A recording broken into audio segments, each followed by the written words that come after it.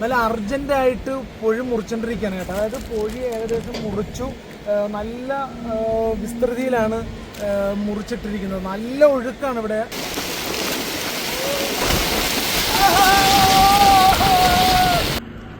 കണ്ട പൊഴി മുറിച്ചിട്ടിരിക്കുന്ന തോട്ടപ്പള്ളി സ്പിൽവേയിൽ. ഇല്ല കാണുന്നതാണ് നമ്മുടെ തോട്ടപ്പള്ളി സ്പിൽവേ. കണ്ട ഇവിടെ നിന്ന് ഈ പൊഴി മുറിച്ച് ഇത്രയും അടിപൊളിയായിട്ട് ഒഴുക്ക് നമ്മുടെ കടലിലേക്ക് വിടുന്നത് കൊണ്ടാണ് കുട്ടനാടൊക്കെ ഇത്രയും ഭംഗിയായി വലിയ പ്രശ്നങ്ങളില്ലാതെ കിടക്കുന്നത്. അവിടുത്തെ കൃഷിയൊന്നും നശിയാതെ കിടക്കുന്നത് ഈ പൊഴി മുറിക്കുന്നത് കൊണ്ടാണ്. ഇത് കണ്ട ഇവിടെയൊക്കെ നല്ല ആക്റ്റീവായിട്ടാണ് നിൽക്കുന്നത്. നല്ലൊരു മഴ വരാൻ പോകുന്നുണ്ട് കേട്ടോ. ഇവിടെ നല്ല അടിപൊളിയൊരു മഴയാണ് വരാൻ പോണത്. ശരിക്കും മീനും കയറുന്നുണ്ട് കേട്ടോ. അത് കാരണം എന്താ അവിടെ വലയൊക്കെ വീശുകാരുണ്ട്.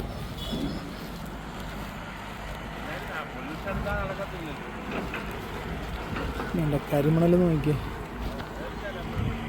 നല്ല ഭംഗിയുള്ളൊരു കൊക്ക്, പൂവൊക്കെയുള്ള പിന്നെ കരിമണൽ. ഇവിടെ ഏറ്റവും കൂടുതൽ കരിമണൽ ഖനനം നടക്കുന്ന സ്ഥലമാണ് കേട്ടോ ഇത്.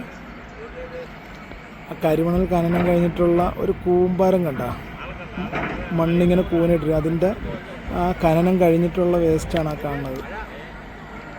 വലിയൊരു മഴ വരാൻ പോവുക, ആളുകളൊക്കെ തിരിച്ചു പോവുക. കണ്ട എന്തുമാത്രം വെള്ളമാണ് വന്നതെന്ന് നോക്കിയേ. ഈ വെള്ളം മുഴുവൻ അവിടെ നിന്ന് കുട്ടനാടിനെ രക്ഷിക്കാൻ വേണ്ടിയിട്ടുള്ള സംഭവമാണിത്.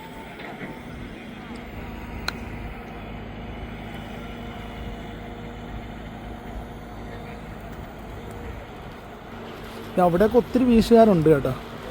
നല്ല അർജൻറ്റായിട്ട് പൊഴി മുറിച്ചുകൊണ്ടിരിക്കുകയാണ് കേട്ടോ. അതായത് പൊഴി ഏകദേശം മുറിച്ചു, നല്ല വിസ്തൃതിയിലാണ് മുറിച്ചിട്ടിരിക്കുന്നത്. നല്ല ഒഴുക്കാണ് ഇവിടെ.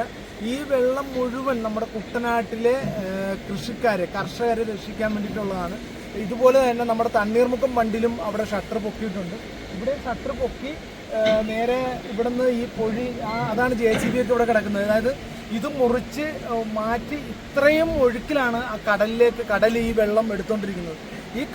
ഈ വെള്ളം എടുക്കുന്നത് കൊണ്ടാണ് കുട്ടനാട് നമ്മൾ ഇന്ന് കാണിച്ച പോലെ വലിയ പ്രശ്നങ്ങളില്ലാതെ, ഇതൊന്നും അല്ലായിരുന്നു പണ്ടത്തെ അവസ്ഥ എന്ന് പറയുന്നത്. ഈ ഒരു സാധനം മുറിച്ചില്ലായിരുന്നെങ്കിൽ അവിടെ ഇതിനേക്കാളും വലിയ ബുദ്ധിമുട്ട് അവിടെ ഉണ്ടായേനെ.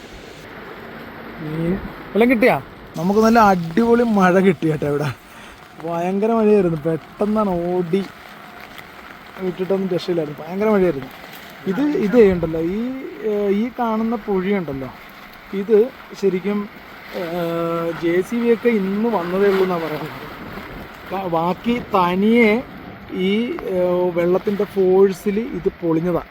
ചെറിയൊരു വിടവിൽ കൂടിയായിരുന്നു ഇത് വെള്ളം വന്നുകൊണ്ടിരുന്നത്. അതുകൊണ്ട് തന്നെയാണ് നമ്മുടെ അവിടെ പമ്പയാറിലും മറ്റേ നമ്മുടെ പത്തനംതിട്ടയുടെ പല ഭാഗത്തും വെള്ളം അവിടെ കെട്ടിക്കിടക്കാൻ കാരണം. അതായത് വെള്ളം അത്രയും ഇതിലവിടെ ബുദ്ധിമുട്ടുണ്ടാക്കിയത് ഇതേപോലെ വെള്ളം പോകാഞ്ഞിട്ടാണ് ഇതുവഴി. പക്ഷേ ഈ ഒരു സംഭവം തുറന്ന് ഇത്രയും പവറിൽ പോകാൻ തുടങ്ങിയതോടുകൂടി അവിടെയൊക്കെ വെള്ളം വലിയാൻ തുടങ്ങി. ഇവിടെ ഷട്ടർ തുറന്നെന്ന് പറഞ്ഞാലും ഇവിടെ ഒരു ചെറിയൊരു വിടവിൽ കൂടിയായിരുന്നു ഈ വെള്ളം പോയിക്കൊണ്ടിരുന്നത്. തനിയെ ലാസ്റ്റ് വെള്ളത്തിൻ്റെ പവറിൽ നല്ല ഫോഴ്സിൽ ഇത് പോകാൻ തുടങ്ങി. അങ്ങനെയാണ് ഇപ്പം ഇത്രയും ഒരു ഒഴുക്ക് വന്നത്. ശരിക്കും JCBക്ക് അത് കഴിഞ്ഞപ്പോൾ സൈഡിൽ നിന്നൊക്കെ ഒന്ന് മാന്തി കൊടുക്കണമെന്ന് മാത്രമേ ഉള്ളൂ കേട്ടോ. ബാക്കി ഈ വെള്ളം തന്നെ അതിൻ്റെ പവറിൽ പോകുന്നതാണ്. എന്ത് പവറിലാണ് പോകുന്നത് നോക്കി, എന്തൊഴുക്കാം. 10-50 പേരും 100 പേരൊക്കെയാണ് ഒരേ സമയം ഇവിടെ മീൻ പിടിക്കാനായിട്ടുണ്ടായിരുന്നത്. ഇന്ന് രാവിലെയും അതേപോലെ കഴിഞ്ഞ ദിവസങ്ങളിലൊക്കെ. ഇന്നിപ്പോഴും ഈ ഒരു മഴ വന്നപ്പോഴാണ് കേട്ടോ പലരും ഓടിപ്പോയത്. ഒത്തിരി ആളുകൾ ഇവിടെ നിരന്ന് ഈ വലവീശുകാരാണ് മൊത്തം. അത്യാവശ്യം കുറച്ചൊക്കെ കിട്ടുന്നുണ്ട് കേട്ടോ ഇവർക്ക്.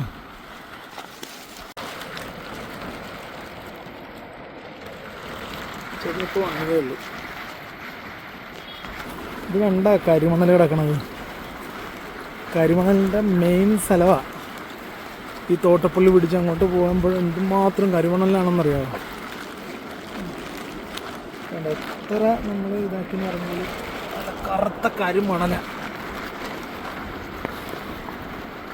എത്ര കുഴിച്ചാലും ഈ മണ്ണ് തന്നെ കിട്ടുള്ളൂ കേട്ടോ.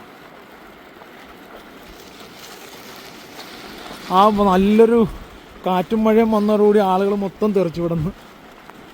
എല്ലാവരും ഇവിടെ നിന്ന് ഓടി.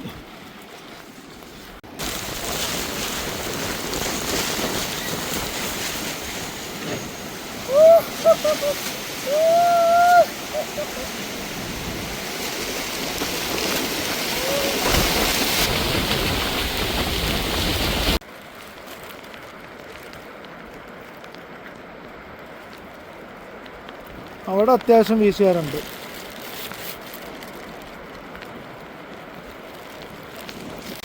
ഈ പട്ടിസാറ് നമ്മുടെ പുറകെ കേട്ടാ.